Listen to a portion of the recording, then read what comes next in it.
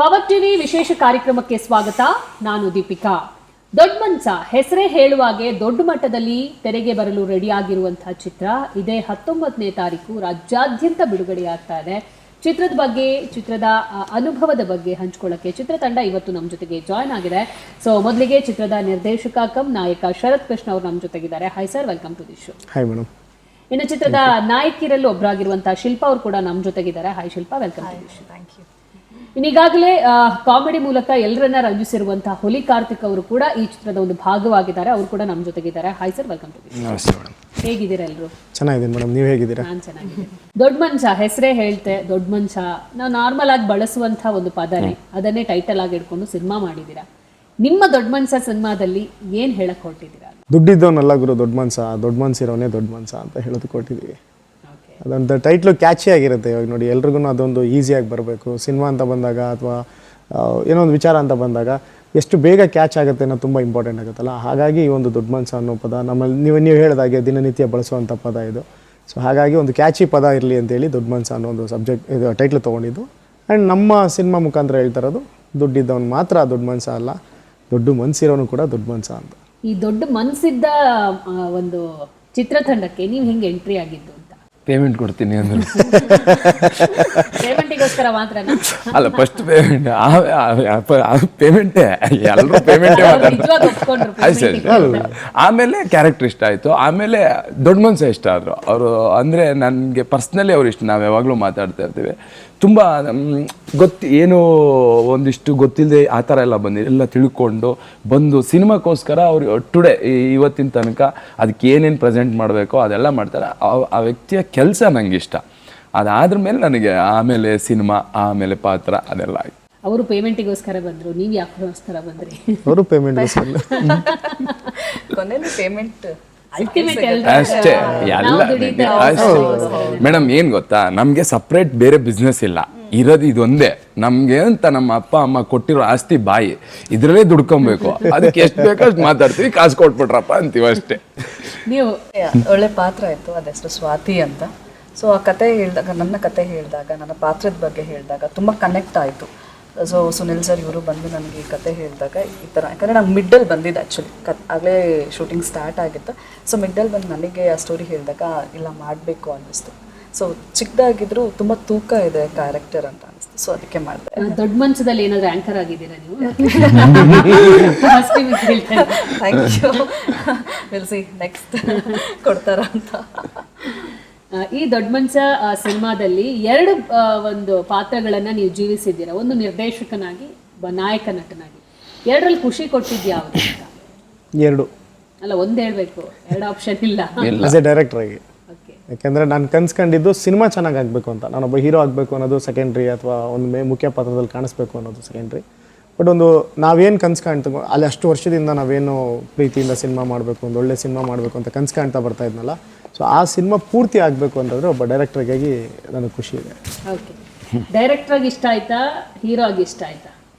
ಅವರು ಡೈರೆಕ್ಟ್ರಾಗಿ ಹೀರೋ ಆಗಿದ್ದರು, ಕ್ಯಾರೆಕ್ಟ್ರಲ್ಲೇ ಹೀರೋ ಥರ ಇದ್ದರು ಅವರು.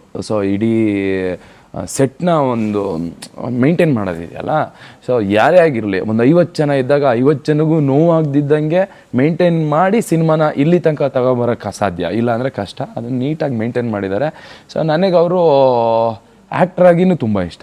ಅಂದರೆ ನಾಯಕನಾಗಿ ಡೈರೆಕ್ಟ್ ಮಾಡ್ತಾ ಇದ್ದಾರೆ. ಎಸ್, ನಾಯಕನಾಗಿ. ಹೌದು, ಯಾವಾಗಲೂ ಸೆಟ್ಟಲ್ಲಿ ಡೈರೆಕ್ಟ್ರೇ ಮೇಯ್ನ್ ನಾಯಕ. ಸೊ ಅದರಲ್ಲೂ ಸಿನಿಮಾದಲ್ಲೂ ಇವರೇ ನಾಯಕ. ಸೊ ಚೆನ್ನಾಗಿ ಮಾಡಿದ್ದಾರೆ. ನನಗಂತೂ ಸಖತ್ ಇಷ್ಟ. ಅವರು ಅದೇ ಒಂಥರ ಲವ್ ಅವ್ರ ಮೇಲೆ ನಮಗೆ. ದೂರ ಕೂರಿಸಿದ್ವಾ ಅಂತ? ಇರ್ಲಿ, ಈ ಲವ್ ಹತ್ರ ಆದಾಗ್ಲೇ ಅದು ಬ್ರೇಕಪ್ ಆಗೋದು. ದೂರ ಇದ್ದಾಗ ಶಾಶ್ವತವಾಗಿರ್ತದೆ. ಶಾಶ್ವತವಾಗಿರ್ಲಿ. ಅಲ್ಲ ರೀ, ನೀ ಮಧ್ಯೆ ಕೂರಿಸ್ಬಿಟ್ಟಿದಾರೆ ಹೆಂಗ್ರಿ ನಮ್ಮನ್ನ ಆ ಕಡೆ. ನಾವಿಬ್ರು ಏನ್ರಿ ಮಾತಾಡೋಣ, ಅಪರೂಪಕ್ಕೆ ನಮ್ಮ ಮಧ್ಯೆ ಹುಡುಗಿರ್ ಕೂರೋದು. ಇಬ್ರಿಗಂತ ಮಿಡ್ಲಲ್ಲಿ ಕೂರಿಸಿದೆ ನಾನು. ನಿಮ್ಗಿಂತ ಚಾನಲ್ ಅವ್ರು ಇನ್ನೂ ಸ್ಮಾರ್ಟು. ಯಾವಾಗ್ಲೂ ಹಿಂಗೆ ನೋಡೋದು ಬೇಡ, ಒಂದ್ ಸ್ವಲ್ಪ ಹಿಂಗ್ ನೋಡ್ಲಿ ಅಂತ ನಿಮ್ಮನ್ನ ಕೂರಿಸ್ಬಿಟ್ಟವ್ರೆ. ನಿಮ್ ಪಾತ್ರದ ಹೆಸರೇನು? ರಣಧೀರ. ರಣಧೀರ ಅಂದ್ರೇನೆ ಕ್ರೇಜಿ ಸ್ಟಾರ್ ನೆನಪು. ಹೌದು, ನಮ್ಮೂರ್ಗ. ಅಯ್ಯೋ ನೋಡಿ, ಕುದುರೆಯಲ್ಲಿ ಬರ್ತೀವಿ, ಫುಲ್ ಫೈಟು, ಹೊಡೆದಾಟ, ಗಲಾಟಿ, ಚೆಚ್ಚಾಡೋದು. ಎಲ್ಲ ನಮ್ದು ಹೆವಿ ಸೆಕೆಂಡ್ ಹೀರೋ ಅಂತ ಹೇಳ್ಬೇಕಿತ್ತು ಸರ್ ನೀವು. ಆಯ್ತು ಪಾಪ ಬೇಜಾರ್ ಮಾಡ್ಕೊಳ್ಳಿ. ಹೇಳಿ ಸೆಕೆಂಡ್ ಹೀರೋ ಬಗ್ಗೆ ಸ್ವಲ್ಪ ಎಕ್ಸ್ಪೀರಿಯನ್ಸ್. ದೊಡ್ಡ ಮನುಷ್ಯನಿಗೆ ರಣಧೀರ ಹೆಂಗೆ ವರ್ಕೌಟ್ ಆಯ್ತು ಅಥವಾ ಕಾಂಬಿನೇಷನ್ ಹೆಂಗ್ ವರ್ಕೌಟ್ ಆಗುತ್ತೆ ಅಂತ. ಇಲ್ಲ ಅದ ಕಾರ್ತಿಕ್ ಸರ್ ಅಷ್ಟು ಲವ್ ಅಷ್ಟು ಪ್ರೀತಿ ಫಸ್ಟ್ ಬಂದಾಗ ರಣಧೀರ ಬಮೈದ ಅಂತಾನೆ ಸೊ ಅದೊಂದು ಕಾಂಬಿನೇಷನ್ ಚೆನ್ನಾಗಿ ವರ್ಕ್ ಆಯ್ತು ನಮ್ಮಿಬ್ರ ಮಧ್ಯೆ. ಒಂದು ಬೇಗ ಅಂದರೆ ನಮ್ಮ ಸೆಟ್ಗೆ ಫಸ್ಟು ನೋನ್ ಫೇಸ್ ಅಂತ ಬಂದಿದ್ದೆ ಕಾರ್ತಿಕ್ ಸರ್. ಸೊ ಅವ್ರು ಬಂದಾಗಲೂ ಅಷ್ಟೇ ನಮಗೆ ಯಾವುದೇ ರೀತಿಯಾದಂಥ ಒಂದು ಡಿಮ್ಯಾಂಡ್ ಇಲ್ಲದೇನೆ ತುಂಬ ಹಂಬಲ್ ಆಗಿ ತುಂಬ ನಿಮ್ಮಲ್ಲಿ ನಾವು ಒಬ್ಬರು ಅನ್ನೋ ಥರ ಕಂಫರ್ಟಬಲ್ ಝೋನ್ ಕ್ರಿಯೇಟ್ ಮಾಡಿಕೊಟ್ಟು ಆ ಬಿಗಿನಿಂಗ್ ಡೇಸಲ್ಲೇ ನಮಗೆ ಒಂದು ಫ್ರೆಂಡ್ಶಿಪ್ನ ನೀಟಾಗಿ ಜೆಲ್ ಮಾಡಿಕೊಟ್ರು. ಸೊ ಹಾಗಾಗಿ ನಮಗೆ ಇಡೀ ಸಿನಿಮಾ ನಮಗೆ 10 ದಿನ ಇರೋ ಕ್ಯಾರೆಕ್ಟರ್ 20 ದಿನ ಮಾಡ್ಕೊಂಬಿಟ್ಟೆ ಫ್ರೆಂಡ್ಶಿಪ್ ಮಾಡಿ. ಅವರು ನಮ್ಗೆ ಏನು ಕೊಟ್ಟಿದ್ದಾರೆ ಅದಕ್ಕೆ ಅದು ತೂಕನೇ ಅಲ್ಲ. ಸೊ ಅವ್ರ ಪ್ರೀತಿ ವಿಶ್ವಾಸ ಆಗಿರ್ಬೋದು, ಸಿನಿಮಾ ಮೇಲೆ ಆಗಿರ್ಬೋದು, ಆಮೇಲೆ ಸಿನಿಮಾ ಒಳಗಡೆ ಅವ್ರು ಮಾಡಿಕೊಟ್ಟಂಥ ಪಾತ್ರ ಆಗಿರ್ಬೋದು. ಯಾವುದೋ ಒಂದು ಸಣ್ಣದೊಂದು ದಿನ ಸರ್ ಇಲ್ಲ ಒಂದೇ ಒಂದು ಶಾರ್ಟ್ ಮಿಸ್ ಆಗಿಬಿಟ್ಟಿದೆ ಅಂತಂದ್ರು ಬೇರೆ ಶೂಟಲ್ಲಿ ಇದ್ರೂ ಬಂದು ಮಾಡ್ಕೊಟ್ಟು ಹೋಗಿದ್ದಾರೆ. ತುಂಬ ಹಂಬಲ್ ಪರ್ಸನ್ನು ಆ್ಯಂಡ್ ತುಂಬ ಫ್ರೆಂಡ್ಲಿ ಪರ್ಸನ್ನು. ನಮ್ಮ ಸಿನಿಮಾದಲ್ಲಂತೂ ನಮ್ಮ ಬಾಮೈದ ಕಂಪ್ಲೀಟ್ ನಮ್ದು ಒಂದು ಥಾಟ್ ಇದೆ ಮೇಡಮ್. ನಾನು ಹಿಂಗೆ ಮಾತಾಡೋದು. ನನಗೆ ಒಳಗಡೆ ಒಂದು ಹೊರಗಡೆ ಒಂದು ಇಲ್ಲ. ನಂದು ಏನು ಉದ್ದೇಶ ಅಂದರೆ ಯಾಕೆ ಮಾಡ್ತೀನಿ ಅಂದರೆ ಯಾವ ಸಿನಿಮಾಕ್ಕಾದ್ರೂ ಹಿಂಗೆ ಮಾಡೋದು. ನಾನು ಏನು ಉದ್ದೇಶ ಅಂದರೆ ಒಂದು ಕಾಲದಲ್ಲಿ 30 ಆಡಿಷನ್ ಕೊಟ್ಟು ರಿಜೆಕ್ಟ್ ಮಾಡಿಬಿಟ್ಟಾರೆ. ಯಾವ ಸಿನಿಮಾಕ್ಕೆ ಬೇಡ ಅಂದಿದ್ದಾರೆ. ಇವತ್ತು ಕರೆದಿರೋ ಸಿನಿಮಾಕ್ಕೆ ಪೇಮೆಂಟ್ ವಿಷಯದಲ್ಲಿ ಯಾಕೆ ಬಿಟ್ಬಿಡೋಣ ಅಂದರೆ ಅವಕಾಶ ಸಿಗೋಕ್ಕೆ ಇವತ್ತು ನನಗಿಂತ ಟ್ಯಾಲೆಂಟೆಡ್ ವ್ಯಕ್ತಿಗಳು ಪಾಪ ಗುರ್ತಿಸ್ಕೊಳ್ದೆ ಆಚೆಗಿದ್ದಾರೆ. ಇವತ್ತು ನೀವು ಕೊಟ್ಟಿರೋ ಅವಕಾಶನ ನಾನು ಕಾಲಲ್ಲಿ ಒದ್ದೆ ಅಂದರೆ ದೇವರು ಒಂದು ದಿವಸ ನನಗೆ ಮತ್ತೆ ಒದ್ದು ಊರಿಗೆ ಕಳಿಸ್ತಾನೆ. ಆ ಭಯಕ್ಕೆ ಕೆಲಸ ಮಾಡ್ತೀನಿ ಅಷ್ಟೇ. ನನಗೆ ಕೆಲಸ ಬೇಕು ಅಂತಲೇ ತಾನೆ ಬೆಂಗಳೂರಿಗೆ ಬಂದಿದ್ದು, ಕೆಲಸ ಬೇಕು ಅಂತ ತಾನೆ ನಾನು ಇಂಡಸ್ಟ್ರಿಗೆ ಬಂದಿದ್ದು. ಪೇಮೆಂಟು ಇದ್ದವರು ಕೊಡ್ತಾರೆ, ಇಲ್ದಿದ್ದವ್ರು ರಿಕ್ವೆಸ್ಟ್ ಮಾಡ್ತಾರೆ. ಆ ರಿಕ್ವೆಸ್ಟಿಗೆ ನಾವು ಕರಗಲೇಬೇಕು ಅಷ್ಟೇ. ಏನಿಲ್ಲ ಮೇಡಮ್, ಇವತ್ತು ಕೆಲಸ ಮಾಡಿದ್ರೆ ನಾನು ನಾಳೆ ಬಾಡಿಗೆ ಕಟ್ತೀನಿ, ಅದಕ್ಕೆ ಕೆಲಸ ಮಾಡ್ತೀನಿ, ಇನ್ನೇನು ಇಲ್ಲ. ಇಷ್ಟೇ ಉದ್ದೇಶ.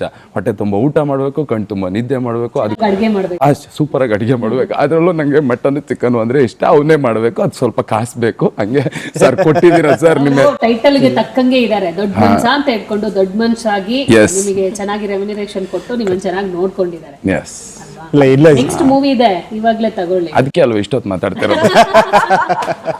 ಇಲ್ಲ ನಮ್ದು ಅವ್ರದ್ದು ಒಂದು ಕಾಂಬಿನೇಷನ್ ಚೆನ್ನಾಗಿ ವರ್ಕ್ ಆಗಿದೆ ಸಿನಿಮಾದಲ್ಲಿ. ಈಗ ನಾವು ರೀಸೆಂಟ್ಲಿ ನಾವೆಲ್ಲ ಕೂತ್ಕೊಂಡು ಸಿನಿಮಾ ನೋಡಿದ್ವಿ. ಕಾರ್ತಿಕ್ ಸರ್ ಕಾರಣಾಂತರಗಳಿಂದ ಬರೋಕ್ಕಾಗಲಿಲ್ಲ. ಎಲ್ಲರೂ ಅದನ್ನೇ ಹೇಳಿದ್ದು.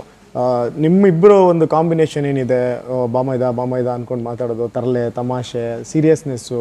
ಇನ್ಫ್ಯಾಕ್ಟ್ ಅವರು ನಾವು ನೋಡೋದಕ್ಕೆ ಮಾತ್ರ ಈಗ ಕಾರ್ತಿಕ್ ಸರ್ ಅಂದರೆ ಬರೋದೇ ಕಾಮಿಡಿ ತಲೆಗೆ, ಬಟ್ ನಮ್ಮ ಸಿನಿಮಾದಲ್ಲಿ ಅಳಿಸ್ತಾರೆ. ಒಂದು ಡೈಲಾಗ್ ಇದೆ ಸ್ಟಾರ್ಟಿಂಗ್ ಅಲ್ಲಿ, ಟ್ರೈಲರ್ ಅಲ್ಲಿ ರಿಲೀಸ್ ಆಗ್ಬೇಕಾದ್ರೆ, ಅಂದ್ರೆ ಇವತ್ತು ಯುವಕರು ನಾಳೆ ಮುದುಕರು ಆಗ್ಲೇಬೇಕು ಅಂತ. ಸೊ ಈ ಸಂದರ್ಭದಲ್ಲಿ ಅದನ್ನ ಡೆಲಿವರ್ ಮಾಡಬಹುದಾ?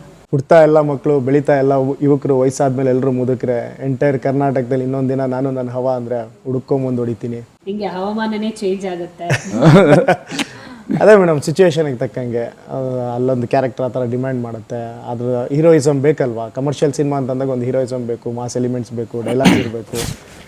ಎಂಡ್ ಆಫ್ ದ ಡೇ ಜನಕ್ಕೆ ಇಷ್ಟ ಆಗೋ ರೀತಿನಲ್ಲಿ ನಾವೇನೇನೆಲ್ಲ ಮಾಡೋಕ್ಕೆ ಸಾಧ್ಯ ಅಂತ ಹುಡುಕಿದಾಗ ಡೈಲಾಗ್ಸಿಂದ ಆಗಿರ್ಬೋದು. ಡೈಲಾಗು ಕೂಡ ಒಂದು ಪಾರ್ಟ್ ಅಲ್ವಾ ಸಿನಿಮಾದಲ್ಲಿ. ಸೊ ಹಾಗಾಗಿ ಇದೊಂದೇ ಅಂತಲ್ಲ, ಸುಮಾರು ಮಾಸ್ ಡೈಲಾಗ್ಸ್ ಇದ್ದಾವೆ ಕನ್ನಡದ ಬಗ್ಗೆ, ಕರ್ನಾಟಕದ ಬಗ್ಗೆ, ಆಟೋ ಡ್ರೈವರ್ಸ್ ಬಗ್ಗೆ. ಸೊ ಈ ರೀತಿ ಸುಮಾರು ಮಾಸ್ ಡೈಲಾಗ್ಸ್ ಇದ್ದಾವೆ. ನಾವು ಈ ಸಿನಿಮಾದ ಟ್ರೈಲರ್ ನೋಡಿದಾಗ, ಟೀಸರ್ ನೋಡಿದಾಗೆಲ್ಲ ಶಂಕರ್ ನಾಗ್ ಸರ್ ಆಗಿರ್ಬೋದು, ಉಪೇಂದ್ರ ಸರ್ ಆಗಿರ್ಬೋದು, ಗಣೇಶ್ ಸರ್ ಆಗಿರ್ಬೋದು, ಸಾಕಷ್ಟು ಲೆಜೆಂಡರಿ ಆಕ್ಟರ್ಗಳನ್ನೇ ನೆನಪಿಗೆ ಬರುತ್ತೆ. ಯಾಕಂದ್ರೆ ಆಟೋ ಡ್ರೈವರ್ಗಳಂದ್ರೆ ಇವರೆಲ್ಲ ಬರ್ತಾರೆ. ಸೊ ಆಟೋ ಡ್ರೈವರ್ ಆಗಿ ನೀವು ಈ ಸಿನಿಮಾದಲ್ಲಿ ಇದ್ದೀರಾ. ಸೊ ಹೆಂಗೆ ನಿಮಗೆ ಆ ಶೂಟಿಂಗ್ ಸಂದರ್ಭ ಹೆಂಗಿತ್ತು ಅಂತ? ಹೌದು ಮೇಡಮ್, ಇದರಲ್ಲಿ ಆಟೋ ಡ್ರೈವರ್ ಆಗೇ ಇರೋದು ಹೀರೋ ಕ್ಯಾರೆಕ್ಟರು ಶಿವ ಅನ್ನೋದು. ಶೂಟಿಂಗ್ ಟೈಮಲ್ಲಿ ನಮ್ಗೆ ಆಟೋ ಸಿಕ್ಕಿದ್ದು ತುಂಬ, ಅದು ಬ್ಯೂಟಿ ಆಟೋ ಅಂತ ಕರೀತಾರೆ. ಸರ್ ಹೇಳಿದಾಗೆ ಆ ಆಟೋದಲ್ಲೇ ಒಂದು ಸ್ಪೆಷಾಲಿಟಿ ಇದೆ, ಅದು ಬ್ಯೂಟಿ ಆಟೋ ಅಂತ ಒಂದು ಕರೀತಾರೆ. ಈ ಸಿನಿಮಾ ರಿಲೀಸ್ ಆದ್ಮೇಲೆ ಎಲ್ಲರೂ ಆಟೋದಲ್ಲಿ ಬ್ಯೂಟಿ ಆಟೋ ನಂದು ಇಲ್ಲ ಆಲ್ಮೋಸ್ಟ್ ನೋಡಿದ್ರೆ ಗೊತ್ತಾಗುತ್ತೆ. ಅಷ್ಟು ನೀಟಾಗಿ ಪಾಲಿಶ್ ಮಾಡಿ ಅವರು, ಅಷ್ಟು ನೀಟಾಗಿ ಸತೀಶಣ್ಣ ಅಂತ ಅಂದ್ಬಿಟ್ಟು ಅವರು ಅನ್ಎಕ್ಸ್ಪೆಕ್ಟೆಡ್ ಆಗಿ ಸಿಕ್ಕಿದವರು. ಅದು ಅದೇ ಆಟೋನ ಆಟೋ ಶಂಕರಲ್ಲಿ ಉಪ್ಪಿ ಸರ್ ಕೊಟ್ಟಿದ್ರಂತೆ ಶೂಟ್ ಟೈಮಲ್ಲಿ. ಸೊ ಲಕ್ಕಿಲಿ ನಮ್ಗೆ ಆಟೋ ನಮಗೂ ಸಿಕ್ಕಿದೆ. ಖುಷಿ ಇದೆ ಮೇಡಮ್. ಈಗ ಆಟೋ ಡ್ರೈವರ್ ಆಗಿ ಒಂದು ಪಾತ್ರ ಮಾಡಬೇಕು ಅಂದರೆ ನೀವು ಹೇಳಿದಾಗೆ ಲೆಜೆಂಡ್ರೀಸ್ ಎಲ್ಲ ಮಾಡಿರುವಂಥ ಕ್ಯಾರೆಕ್ಟರ್ ಅದು. ಅದನ್ನು ಟಚ್ ಮಾಡಬೇಕು ಅಂದರೆ ಕೆಲವೊಂದೊಂದು ಇಂಪಾರ್ಟೆಂಟ್ ಕ್ಯಾರೆಕ್ಟರ್ಸ್ ಇರುತ್ತೆ. ಆಟೋ ಡ್ರೈವರ್ ಆಗಿರ್ಬೋದು, ಪೊಲೀಸ್ ಆಫೀಸರ್ ಕ್ಯಾರೆಕ್ಟರ್ ಆಗಿರ್ಬೋದು, ಆನರಬಲ್ ಡಾನ್ ಕ್ಯಾರೆಕ್ಟರ್ ಆಗಿರ್ಬೋದು. ಇದೆಲ್ಲ ತುಂಬ ವೆಯ್ಟ್ಫುಲ್ ಆಗಿರುವಂಥ ಒಂದು ಕ್ಯಾರೆಕ್ಟರ್ಗಳು. ಅದು ನನಗೆ ಮೊದಲನೇ ಸಿನಿಮಾದಲ್ಲೇ ಸಿಕ್ಕಿದ್ದು. ಆ ಒಂದು ಪಾತ್ರ ನನಗೆ ಸಿಕ್ಕಿ ನಾನು ಅದನ್ನು ಅಭಿನಯಿಸಿರೋದು ಭಾಳ ಖುಷಿ ಕೊಡ್ತಾ ಇದೆ. ಆಟೋ ಡ್ರೈವರ್ಗಳು ಅಥವಾ ಆಟೋ ಅಂದ್ರೇನೆ ನಮಗೆ ನೆನಪಾಗೋದು ವಿಷ್ಣು ಸರ್. ನಮ್ಮ ಕನ್ನಡ ಇಂಡಸ್ಟ್ರಿಯಲ್ಲಿ ಅತಿ ಹೆಚ್ಚು ಫಾಲೋವರ್ಸ್ ಇದ್ದಾರೆ ಅಂದರೆ ಆಟೋ ಡ್ರೈವರ್ಸ್ಗಳು, ಅದು ವಿಷ್ಣು ಸರ್ಗೆ. ಸೊ ವಿಷ್ಣು ಸರ್ ಮತ್ತು ಶಂಕರ್ ನಾಗ್ ಸರ್ಗೆ ಇದ್ದಾರೆ. ಸೊ ನಾವು ಒಬ್ಸರ್ವ್ ಮಾಡೋದಾದ್ರೆ ಈ ಟೈಟಲ್ ಅನ್ನ ವಿಷ್ಣು ಸರ್ಗೆ ಎಸ್ ನಾರಾಯಣ ಅವರು ಡೈರೆಕ್ಟ್ ಮಾಡಬೇಕು ಅಂತ ಅನ್ಕೊಂಡಿದ್ರಂತೆ. ಸೊ ಈ ಕಥೆನ ಹೇಳಿದ್ರೆ ಅವ್ರು ಕೂಡ ಹೇಳಿದ್ರಂತೆ. ಹೌದು. ಅದೇನಾಗಿದೆ ನಾವು 2018 ಟೈಟ್ಲು ಬಂದಿದ್ದು ನನಗಿದು ಮೈಂಡ್ಗೆ. 2018 ಟೈಟ್ಲು ರಿಜಿಸ್ಟರ್ ಮಾಡ್ಸೋಕೆ ಹೋದಾಗ ದೊಡ್ಡ ಮನುಷ್ಯ ಅಂತ ಅಂದ್ಬಿಟ್ಟು ರೆಹಮಾನ್ ಸರ್ ಯಜಮಾನ ಪ್ರೊಡ್ಯೂಸರ್ ಇದ್ರಲ್ಲ ಅವ್ರ ಬ್ಯಾನರಲ್ಲಿ ಇತ್ತು. ಸೊ ಯಾರು ಡೈರೆಕ್ಟರ್ ಅಂತಂದರೆ ನಾರಾಯಣ್ ಸರ್. ಆಲ್ಮೋಸ್ಟ್ ಒಂದು 15 to 20 ಡೇಸ್ ಅವರು ಸ್ಕ್ರಿಪ್ಟ್ ಮಾಡಿದ್ರಂತೆ. All of A sudden Vishnu sir ಅಗಲಿಕೆಯಿಂದ ಅದು ಸಿನಿಮಾ ಸ್ಟಾಪ್ ಆಗಿತ್ತು ಅಂತ ಕೇಳ್ಪಟ್ವಿ. ಅದು ಹಂಗೇ ಚೆಕ್ ಮಾಡ್ತಾ ಯಾವತ್ತು ಅವರು ರಿನಿವಲ್ ಮಾಡಿಸಿರಲ್ಲ ಹುಡ್ಕೊಂಡು ಹೋಗೋಣ ಈ ಟೈಟ್ಲು ನಮಗೆ ಬೇಕೇ ಬೇಕು ಅಂತ ಹೇಳಿದಾಗ ನಮಗೆ ಲಕ್ಕಿಲಿ ಟೈಟ್ಲು ಸಿಕ್ಕಿದ್ದು. ನೋಡಿ ಎಷ್ಟು ಲಕ್ಕಿ ಅಂದ್ರೆ ವಿಷ್ಣು ಸರ್ ಇವತ್ತಿಗೂ ಆಟೋ ಡ್ರೈವರ್ಗಳು, ಶಂಕರ್ ನಾಗ್ ಸರ್ ಆಗಿರ್ಬೋದು, ವಿಷ್ಣು ಸರ್ ಅಭಿಮಾನಿಗಳಂದ್ರೆ ಅದು ಆಟೋ ಡ್ರೈವರ್ಗಳೇ. ಅವರ ಒಂದು ಹಿನ್ನೆಲೆ ಇಟ್ಕೊಂಡು ಒಬ್ಬ ನಾಯಕನಾಗಿ ಇವತ್ತು ದೊಡ್ಡ ಮನುಷ್ಯ ಸಿನಿಮಾವನ್ನ ನೀವು ಮಾಡ್ತಿದ್ರಿ, ಇದು ತುಂಬಾ ಲಕ್ಕಿ ಅನ್ಸುತ್ತೆ. 100% ಲಕ್ಕಿ. ಇದರಲ್ಲಿ ಅದೇ ಅವ್ರ ಲೆಜೆಂಡ್ಸ್ ಇದೆಲ್ಲ ಬ್ಲೆಸ್ಸಿಂಗ್ಸ್. ಅದು ಶಂಕರಣ್ಣ ಆಗಿರ್ಬೋದು, ವಿಷ್ಣು ಸರ್ ಆಗಿರ್ಬೋದು, ನಮ್ಮ ಬಾಸ್ ಆಗಿರ್ಬೋದು, ದರ್ಶನ್ ಸರ್. ಸೊ ಪ್ರತಿಯೊಬ್ಬರದ್ದು ಆ ಒಂದು ಲೆಜೆಂಡ್ರಿಗೆ ಏನೇನು ಒಂದು ಗ್ರಾಫ್ ಇದೆಯಲ್ಲ ನಮಗೆ ಆಟೋ ಡ್ರೈವರ್ಸ್ ಅಂತ ಕಾಣಿಸ್ಕೊಂಡಾಗ ಅವ್ರದ್ದೆಲ್ಲರದು ಬ್ಲೆಸ್ಸಿಂಗ್ಸ್ ಮೇಡಮ್. ಇದು ಈ ಒಂದು ಕ್ಯಾರೆಕ್ಟರ್ ಮಾಡೋದಿದೆಯಲ್ಲ ಅಷ್ಟು ಈಸಿ ಅಲ್ಲ. ನಾವು ದಿನನಿತ್ಯ ನೋಡೋವಂಥ ಆಟೋ ಡ್ರೈವರ್ಸು, ಆಮೇಲೆ ನನ್ನ ಕಸಿನ್ಸ್ ಇದ್ದಾರೆ ಒಂದಷ್ಟು ಜನ, ನನ್ನ ಫ್ರೆಂಡ್ಸ್ ಇದ್ದಾರೆ.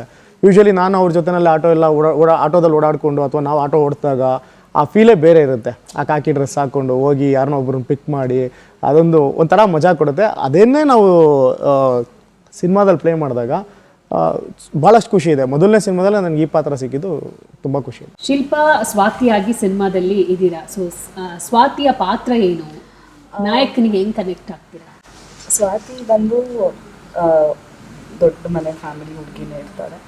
ಬಟ್ ಅದೇ ಹೇಳೋದು, ಪ್ರೀತಿ ಅನ್ನೋದು ಹೇಗಾಗುತ್ತೆ ಏನು ಅನ್ನೋದೇನು ಕಾಣಲ್ಲ ಅಂತ.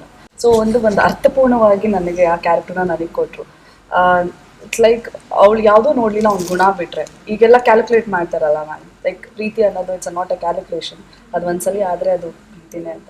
ಸೊ ಅವನ ಜೊತೆ ಅವಳು ಇರ್ತಾಳ, ಅವ್ನ ಲೈಫಲ್ಲಿ ಇರ್ತಾನ ಇರಲ್ವಾ, ಅವ್ನು ಸಿಗ್ತಾನ ಸಿಗಲ್ವಾ ಅನ್ನೋದಲ್ಲ ಈ ಕ್ಯಾರೆಕ್ಟರ್. ಅವ್ನು ಸಿಗ್ಲಿಲ್ಲ ಅಂದ್ರೂ ಸಿಕ್ಕಿದ್ರು ಅವನಿಗೋಸ್ಕರ ಇರೋದಿದೆಲ್ಲ ಇದು ಆ ಪಾತ್ರ.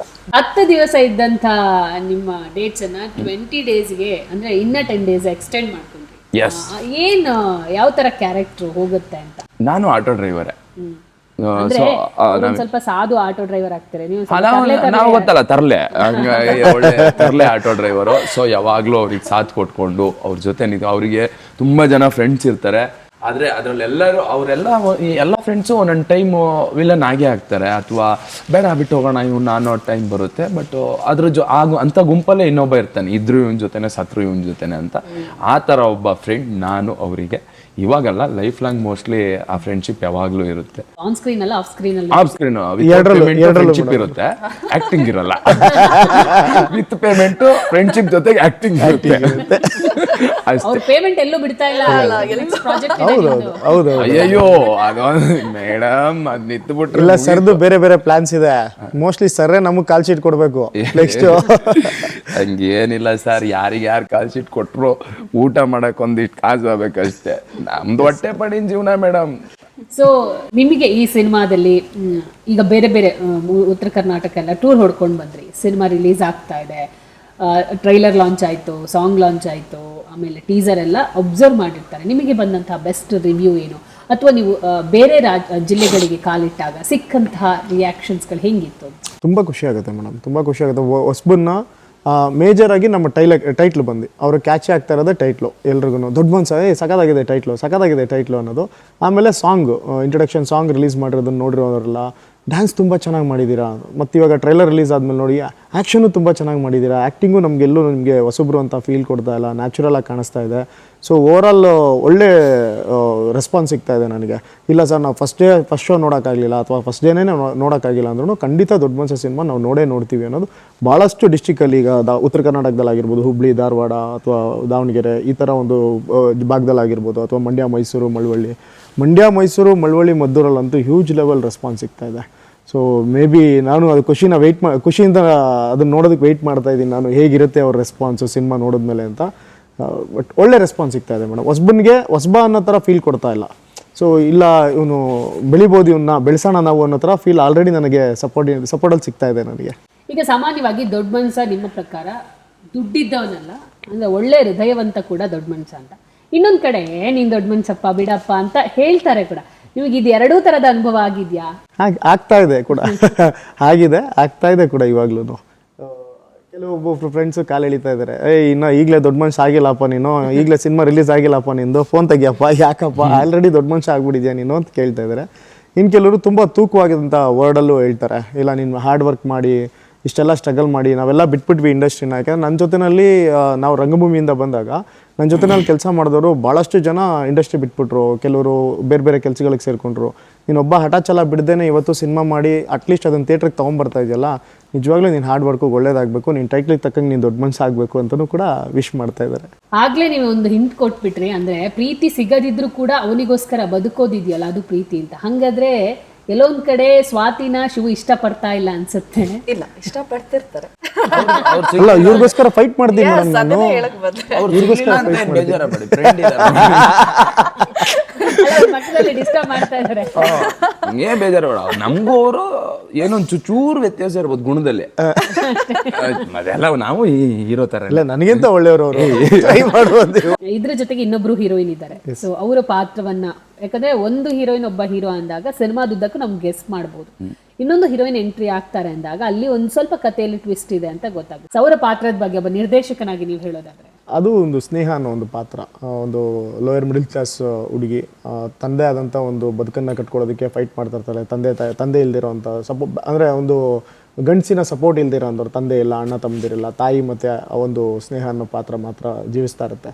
ಸೊ ಅವರ ಒಂದು ಡ್ರೀಮ್ನ ಹೇಗೆ ಸಕ್ಸಸ್ಫುಲ್ ಮಾಡ್ಕೊಳ್ಳೋದಕ್ಕೆ ಫೈಟ್ ಮಾಡ್ತಾ ಇರ್ತಾರೆ. ಈ ಕಡೆ ಬದುಕು ಕಟ್ಕೊಬೇಕು, ವಯಸ್ಸಾಗಿರೋಂಥ ತಾಯಿ ಜೊತೆಗೆ ಅವ್ರದ್ದೇ ಆದಂಥ ಕನಸನ್ನು ಹೇಗೆ ಸರ್ವೈವ್ ಮುಟ್ಟೋದು, ಸಕ್ಸಸ್ಫುಲ್ ಆಗಿ ಮುಟ್ಟೋದು ಅನ್ನೋದನ್ನು ವೆಯ್ಟ್ ಮಾಡ್ತಾ ಇರ್ತಾರೆ. ಆ ಟೈಮಲ್ಲಿ ಹೀರೋ ಅವ್ರದ್ದು ಪರಿಚಯ ಆಗೋದು, ಪರಿಚಯ ಆಗಿ ಹೀರೋ ಸಪೋರ್ಟಿವ್ ಆಗಿರೋದು, ಅವ್ರು ಇವ್ರಿಗೆ ಸಪೋರ್ಟಿವ್ ಆಗಿರೋದು, ಆಮೇಲೆ ಇಡೀ ಟೀಮು ನಾವು ಅವ್ರದ್ದು ಇದೊಂದು ಮೂರೇ ಕ್ಯಾರೆಕ್ಟರ್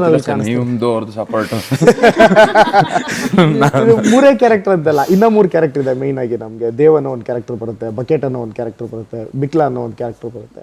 ಸೊ ಯಾರು ಕ್ಯಾರೆಕ್ಟರ್ ಇಲ್ಲ, ಕ್ಯಾರೆಕ್ಟರ್ ನೇಮ್ಗಳೇ ಅದು. ಸೊ ಯಾರು ಕ್ಯಾರೆಕ್ಟರ್ ಸಿನಿಮಾದಲ್ಲಿ ಹೋಗುತ್ತೆ.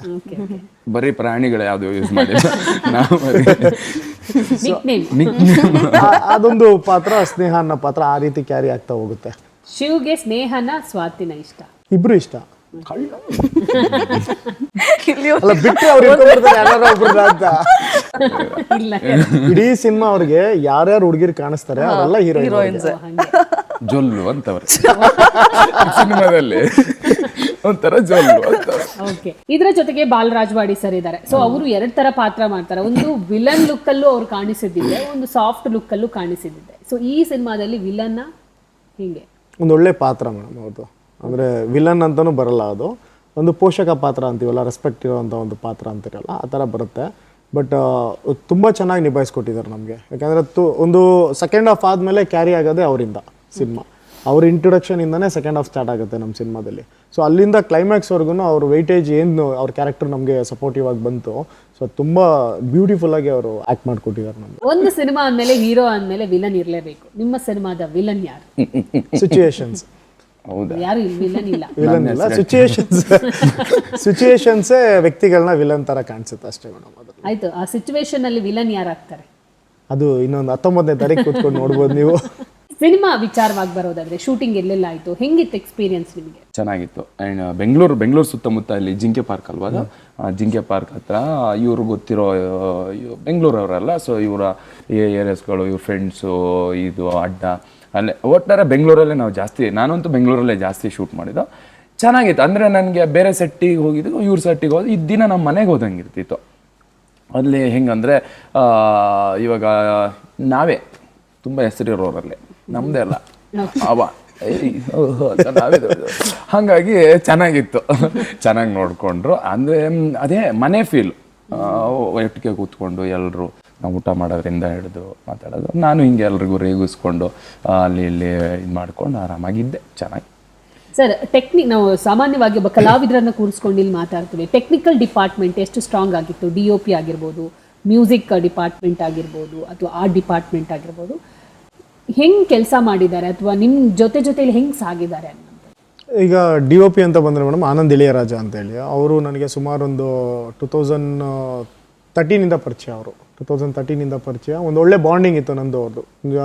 ಅಂದರೆ ಒಬ್ಬ ಡೈರೆಕ್ಟ್ರಿಗೆ ಶೂಟ್ ನಡೆಯುವಂಥ ಟೈಮಲ್ಲಿ ಒಂದು ಒಳ್ಳೆ ಬಾಂಡಿಂಗಲ್ಲಿ ಇರಬೇಕಾದವರು DOP. ಸೊ ಆ ಒಂದು ಗ್ರಾಫ್ ನಮ್ಮಿಬ್ಬರ ಮಧ್ಯೆ ಚೆನ್ನಾಗಿತ್ತು. ನಾನೇನು ಹೇಳಬೇಕು ಅಥವಾ ನಾನೇನು ಶೂಟ್ ಮಾಡಬೇಕು ಅನ್ನೋದನ್ನು ಅವ್ರು ನೀಟಾಗಿ ಅರ್ಥ ಮಾಡಿಕೊಂಡು ಅದನ್ನು ಸೂಪರಾಗಿ ನನಗೆ ಶೂಟ್ ಮಾಡಿಕೊಡ್ತಾಯಿದ್ರು. ಸೊ ಅವ್ರದ್ದು ನಂದು ಬಾಂಡಿಂಗ್ ಚೆನ್ನಾಗಿತ್ತು. ಸೊ ಯಾವುದೇ ರೀತಿಯಾದಂಥ ಕನ್ಫ್ಯೂಷನ್ಸ್ ಇರ್ತಿರಲಿಲ್ಲ. ಬೆಳಗಿನ ಜಾವ 4 ಗಂಟೆವರೆಗೂ ಡಿಸ್ಕಸ್ ಮಾಡಿ 6 ಗಂಟೆಗೆ ಬಂದು ಶೂಟ್ ಮಾಡಿದ್ರು ನಮ್ಗೇನು ಬೇಕು ಫುಟೇಜ್ ಅದನ್ನು ನೀಟಾಗಿ ತಗೊಡ್ತಾಯಿದ್ರು. ಇನ್ನು ಮ್ಯೂಸಿಕ್ ಅಂತ ಬಂದಾಗ ಶ್ರೀಧರ್ ಸರ್ ಅಂತ ಫಸ್ಟ್ ಇದ್ದಿದ್ದು ಮ್ಯೂಸಿಕ್ ಡೈರೆಕ್ಟ್ ಇದಕ್ಕೆ. ಸೊ ಅವರು 3 ಸಾಂಗ್ ಮಾಡಿದ್ರು. 3 ಸಾಂಗ್ ಮಾಡಾದ್ಮೇಲೆ ಇಲ್ಲ ಶ್ರೀಧರ್ ಕಶ್ಯಪ್ ಅಂತೇಳಿ 3 ಸಾಂಗ್ ಆದಮೇಲೆ ಅವ್ರು ಏನು ಮಾಡಿದ್ರು, ಅವ್ರದ್ದು ಒಂದು ಡೈರೆಕ್ಷನ್ ಪ್ಲಾನಿಂಗಲ್ಲಿ ಹೋಗ್ತಾ ಇತ್ತು ಒಂದು ಗ್ರಾಫ್. ಸೊ ಹಾಗಾಗಿ ಅವ್ರಿಗೆ ಡೈರೆಕ್ಷನ್ ಅಪರ್ಚುನಿಟಿ ಸಿಕ್ತು, ಅವ್ರು ಅಲ್ಲಿಗೆ ಶಿಫ್ಟ್ ಆದರು. ಆವಾಗ ಹೋಗಿ ನಾನು ಪರಿಚಯ ಮಾಡ್ಕೊಂಡಿದ್ದು ಅಲೆಕ್ಸ್ ಸರ್ ಅಂತೇಳಿ. ಇನ್ನೆರಡು ಸಾಂಗ್ ಮತ್ತು ಬ್ಯಾಕ್ಗ್ರೌಂಡ್ ಸ್ಕೋರ್ ಏನಿದೆ ಬ್ಯಾಲೆನ್ಸು ಅದನ್ನು ನೀವು ಮಾಡ್ಕೊಡ್ಬೋದು ಅಂದಾಗ ಸಿಂಗಲ್ ಥಾಟ್ ಇಟ್ಕೊಳ್ಳದೆ ಅವ್ರು ಒಪ್ಕೊಂಡ್ರು. ಅಲೆಕ್ಸ್ ಸರ್ ಒಪ್ಕೊಂಡು ಅಲ್ಲಿಂದ as A music director entry ಆದವರು ಇಲ್ಲಿವರೆಗೂ ಆ್ಯಸ್ ಎ ಬ್ರದರ್ ಆಗಿ ಇಡೀ ಸಿನಿಮಾಗೆ ನಿನ್ನೆ ನೈಟ್ ಕೂಡ ನಾವು ಕ್ಯೂಬ್ಗೆ ಅಪ್ಲೋಡ್ಗೆ ಹೋಗೋದಕ್ಕೆ ಮ್ಯೂಸಿಕ್ ಡೈರೆಕ್ಟರ್ ಅವಶ್ಯಕತೆನೇ ಇಲ್ಲ. ಬಟ್ ನಿನ್ನೆ ನೈಟ್ 4 ಗಂಟೆವರೆಗೂ ಜೊತೆನಲ್ಲಿದ್ದು ಅಲ್ಲಿ ಬಂದಿದ್ದು ಮ್ಯೂಸಿಕ್ ಡೈರೆಕ್ಟರ್ ಅಂತ ಮತ್ತು ಕ್ಯಾರಿ ಆಗಿದ್ದು ಆ್ಯಸ್ ಎ ಬ್ರದರ್ ಆಗಿ ತುಂಬ ಥ್ಯಾಂಕ್ಸ್ ಹೇಳ್ತೀನಿ ಈ ಒಂದು ಟೈಮಲ್ಲಿ ಅವ್ರಿಗೆ.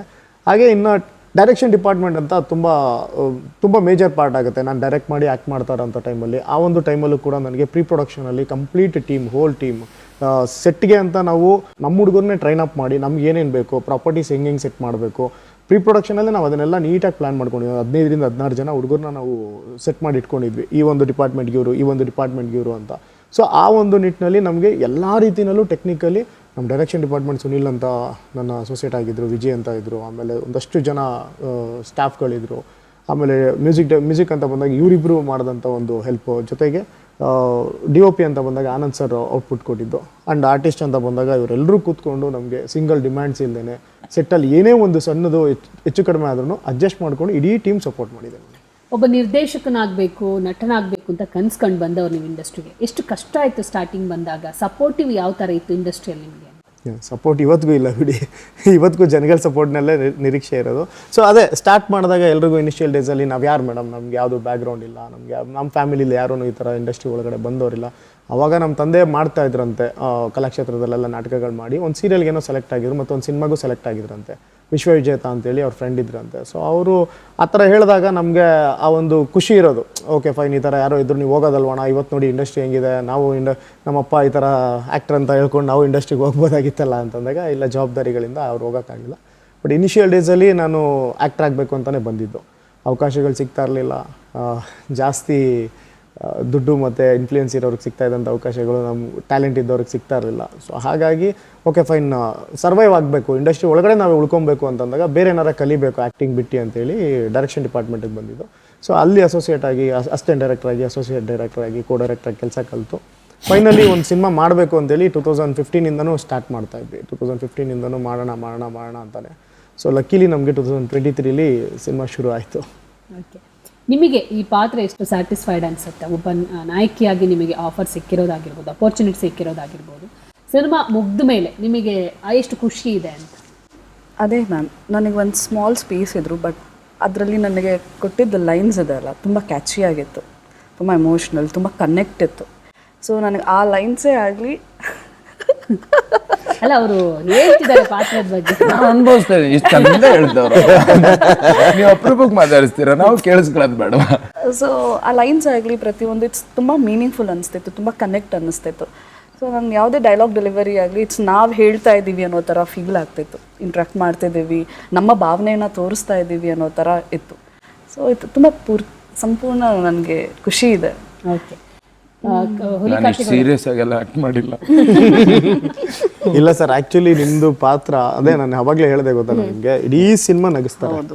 ಬಟ್ ಕೆಲವು ಮೂಮೆಂಟಲ್ಲಿ ಅವ್ರ ಕಣ್ಣಲ್ಲಿ ನೀರು ನೋಡಿದಾಗ ಅಥವಾ ಇವ್ರು ಹತ್ತಾಗ ಅಥವಾ ಇವ್ರು ಅಳಿಸಿದಾಗ 100% ಅಲ್ಲಿ ನಾವೇ ಆ್ಯಕ್ಟ್ ಮಾಡಿರೋದು, ನಾನೇ ಡೈರೆಕ್ಟ್ ಮಾಡಿರೋದು. ಇವರು ಆ್ಯಕ್ಟ್ ಮಾಡೋ ಅಂಥ ಟೈಮಲ್ಲಿ ನಮ್ಗೆ ಅನಿಸ್ತಾ ಒಂದು ಸೆಕೆಂಡ್ ಹಿಂಗೆ ಬಂದು ಹೋಗುತ್ತೆ, ಕಣ್ಣಲ್ಲಿ ನೀರು ಹಿಂಗೆ ಬಂದು ಹಿಂಗೆ ಹೋಗುತ್ತೆ ಹಿಂಗೆ. ಇಲ್ಲ ಅಂದರೆ ನಾನು ಈ ಸಿನಿಮಾ ಫುಲ್ಲು ಹಿಂಗೆ ತರಲೆ ಆ್ಯಕ್ಟಿಂಗ್ ಮಾಡಿದ್ದೆ ನಂಗೆ ಗೊತ್ತಿಲ್ಲ. ಹಿಂಗೆ ಇಟ್ಕೊಂಡು ಮಾತಾಡೋದಕ್ಕೆ ಮಾತಾಡ್ತಾನೆ ಫನ್ ಮಾಡ್ತಾನೆ ಅದು ಈ ಸೀನು ಫನ್ನು, ನಾವು ಈಚೆಗೂ ಫನ್ ಆಗಿರ್ತಿದ್ವಾ.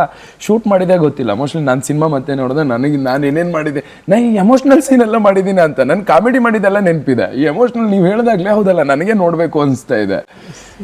ನಿಮ್ಗೆ ಗೊತ್ತಿರಬಹುದು ಹೋಲಿ ಕಾರ್ತಿಕ್ ಅವರೇ, ಸಾಕಷ್ಟು ಸಿನಿಮಾಗಳನ್ನ ನೀವು ಮಾಡ್ಕೊಂಡು ಬಂದಿದ್ದೀರಾ. ಬಟ್ ಸಾಕಷ್ಟು ಸಿನಿಮಾಗಳು ಇತ್ತೀಚಿನ ದಿನಗಳಲ್ಲಿ ಮಾಡ್ತಾರೆ, ರಿಲೀಸ್ ತನಕ ಬರುತ್ತೆ, ರಿಲೀಸ್ ಆಗಲ್ಲ ಅಂತ ಎಷ್ಟೋ ಸಿನಿಮಾಗಳು ಇವತ್ತು ಇಂಡಸ್ಟ್ರಿಯಲ್ಲಿ ಹಂಗೆ ಉಳ್ಕೊಂಡಿದೆ. ಬಟ್ ಒಂದು ಸಿನಿಮಾ ರೆಡಿಯಾಗಿ ತೆರೆಗೆ ತರುವಂಥದ್ದು ಎಷ್ಟು ಕಷ್ಟ ಅನ್ನುವಂಥದ್ದು ಗೊತ್ತು. ಅಂಥದ್ರಲ್ಲಿ ದೊಡ್ಡ ಮನುಷ್ಯ ಸಿನಿಮಾ ಅಂದ್ರೆ ಜೂನ್ 19ನೇ ತಾರೀಕು ರಾಜ್ಯಾದ್ಯಂತ ಬಿಡುಗಡೆ ಆಗ್ತಾ ಇದೆ. ಈ ಸಂದರ್ಭದಲ್ಲಿ ಒಬ್ಬ ನಿರ್ಮಾಪಕನನ್ನ ನಾವೆಷ್ಟು ನೆನೆಸ್ಕೋಬೇಕು?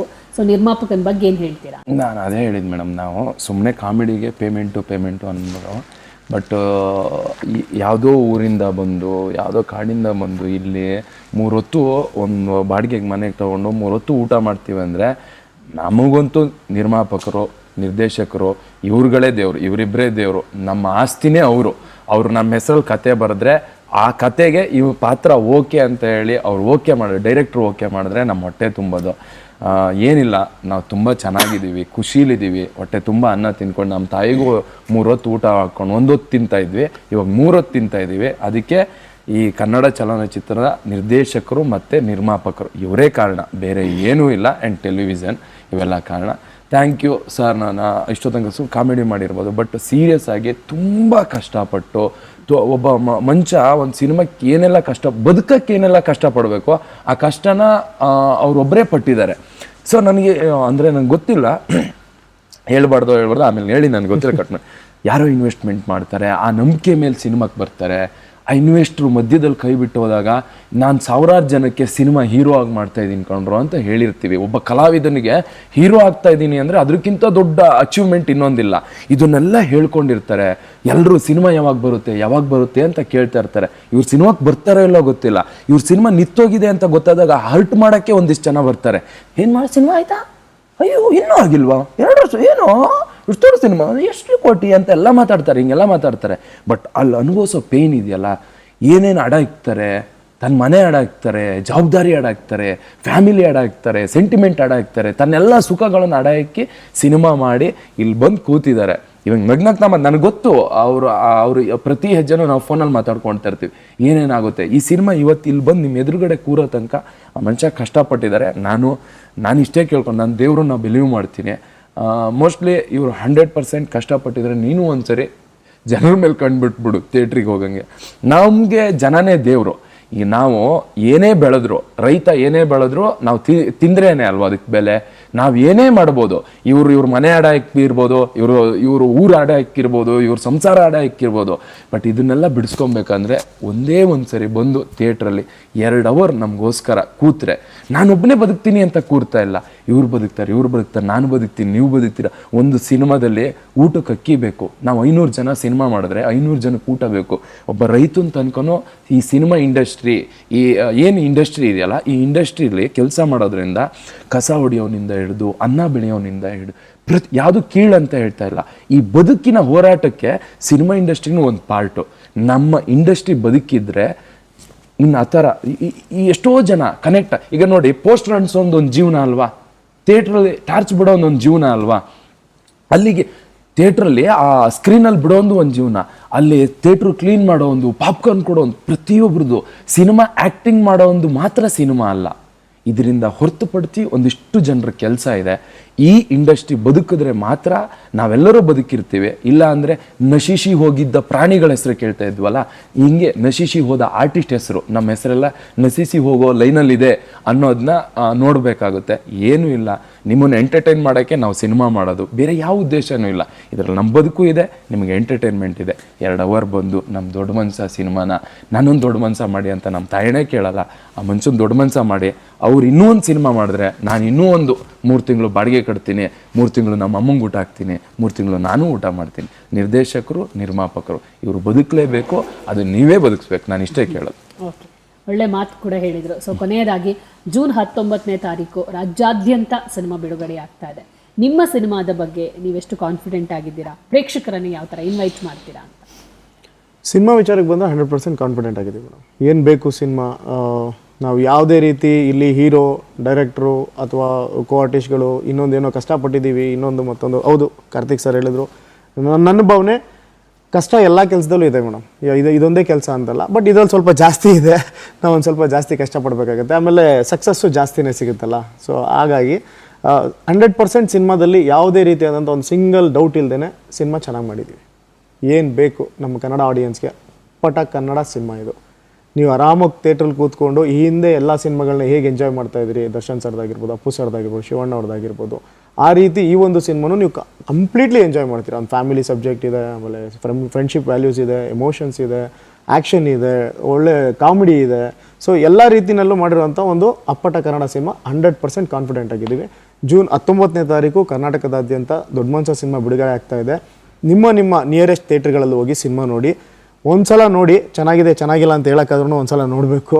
ಸೊ ಒಂದ್ಸಲ ನೋಡಿ ಸಿನಿಮಾನ. ನಮ್ಮ ಕಷ್ಟ ಅದೆಲ್ಲ ಸೆಕೆಂಡ್ರಿ. ನಿಮ್ಗೆ ಇಷ್ಟ ಆಗುವಂಥ ಸಿನಿಮಾ ಮಾಡಿದ್ದೀವಿ. 100% ನಿಮ್ಗೆಲ್ಲರಿಗೂ ಇಷ್ಟ ಆಗೇ ಆಗುತ್ತೆ. 19ನೇ ತಾರೀಕು ಕರ್ನಾಟಕದಾದ್ಯಂತ ಬಿಡುಗಡೆ ಆಗ್ತಿರೋಂಥ ನಮ್ಮ ದೊಡ್ಡ ಮನುಷ್ಯ ಸಿನಿಮಾನ ನಿಮ್ಮ ಸಿನಿಮಾ ಅಂತ ನಂಬಿ ಹರಿಸಿ ಹಾರೈಸಿ ಅಂತ ಕೇಳ್ಕೊಂತೀನಿ ಮೇಡಮ್. ಚಿಕ್ಕ ಪಾತ್ರ ಆದ್ರೂ ಎಂಜಾಯ್ ಮಾಡ್ತೀರಾ ಅನ್ನುವಂಥ ಮಾತನ್ನ ಹೇಳಿದ್ರಿ. ಸೊ ಕೊನೆಯದಾಗಿ ಪ್ರೇಕ್ಷಕರಿಗೆ ಏನು ಹೇಳ್ತೀರಾ? ಈ ದೊಡ್ಡ ಮನುಷ್ಯ ಸಿನಿಮಾ ನಮಗೆಷ್ಟು ಕನೆಕ್ಟ್ ಆಗಿದೆ ನಾವು ಮಾಡಬೇಕಾದ್ರೆ ಅಂತ ಅಂದರೆ ತುಂಬ ಖುಷಿ ಕೊಟ್ಟಿದೆ. ಸೊ ನಿಮ್ಮ ತೆರೆಗೆ ನೀವು ನೋಡಿದ ಮೇಲೆ ನಿಮಗೆ ಅನಿಸುತ್ತೆ ಇದು ನಮ್ಮದಷ್ಟೇ ಸಿನಿಮಾ ಅಲ್ಲ, ನಿಮ್ಮ ಸಿನಿಮಾ, ನಿಮ್ಮ ಸುತ್ತಮುತ್ತ ನಡೆಯುವಂಥ ಸಿನಿಮಾ, ಇದು ನಿಮ್ಮ ಕಥೆನೇ ನಾವು ಇಟ್ಕೊಂಡು ಮಾಡಿರೋವಂಥದ್ದು. ತುಂಬ ಕನೆಕ್ಟ್ ಆಗುತ್ತೆ. ಬಂದು ಸಿನಿಮಾ ನೋಡಿ. ಜೂನ್ 19ನೇ ತಾರೀಕು ಇನ್ನೇನು ರಿಲೀಸ್ ಆಗ್ತಾ ಇದೆ. ಸೊ ನಿಮಗೋಸ್ಕರ ಕಾಯ್ತಾ ಇರ್ತೀವಿ. Thank you. ಓಕೆ, ಒಳ್ಳೆಯದಾಗಲಿ. ಜೂನ್ 19ನೇ ತಾರೀಕು ದೊಡ್ಡ ಮಟ್ಟಕ್ಕೆ ಸಿನಿಮಾ ಬಿಡುಗಡೆಯಾಗಿ ದೊಡ್ಡ ಮಟ್ಟದಲ್ಲಿ ಸಕ್ಸಸ್ ಆಗಲಿ ಅನ್ನೋದೇ ನಮ್ಮ ಆಶಯ. All the best and thank you so much. ನೋಡಿದ್ರಲ್ಲ ವೀಕ್ಷಕರೇ, ಈ ಪ್ಯಾನ್ ಇಂಡಿಯಾ ಬಿಗ್ ಬಜೆಟ್ ಸಿನಿಮಾಗಳ ಮಧ್ಯೆ ಸ್ಮಾಲ್ ಬಜೆಟ್ ಸಿನಿಮಾಗಳು ಕೂಡ ಪ್ರೇಕ್ಷಕರನ್ನ ರಂಜಿಸುತ್ತೆ. ಒಳ್ಳೆ ಕತೆ ತಯಾರು ಮಾಡಿ ಪ್ರೇಕ್ಷಕರ ಮನಸ್ಸಿಗೆ ಒಳ್ಳೆ ಮನರಂಜನೆ ನೀಡುತ್ತೆ ಅನ್ನುವಂತಹ ಭರವಸೆಯ ಮೂಲಕ ದೊಡ್ಡ ಮನುಷ್ಯ ತಂಡ ಇವತ್ತು ಸಾಕಷ್ಟು ವಿಚಾರಗಳನ್ನ ನಮ್ಮ ಜೊತೆಗೆ ಹಂಚಿಕೊಂಡಿದ್ದೇವೆ. ಅದೇ ರೀತಿ ರಾಜ್ಯಾದ್ಯಂತ 19ನೇ ತಾರೀಕು ಈ ಸಿನಿಮಾ ಬಿಡುಗಡೆಯಾಗ್ತಾ ಇದೆ. ಪ್ರತಿಯೊಬ್ಬರು ಥಿಯೇಟರ್ಗೆ ಬಂದು ಸಿನಿಮಾವನ್ನ ನೋಡಿ ಹರಸಿ ಹಾರೈಸಿ. ಇದೇ ಇವತ್ತಿನ ವಿಶೇಷ. ನೋಡ್ತಾ ಇರಿ ಪವರ್ ಟಿವಿ, ಇದು ನಿಮ್ಮ ಶಕ್ತಿ.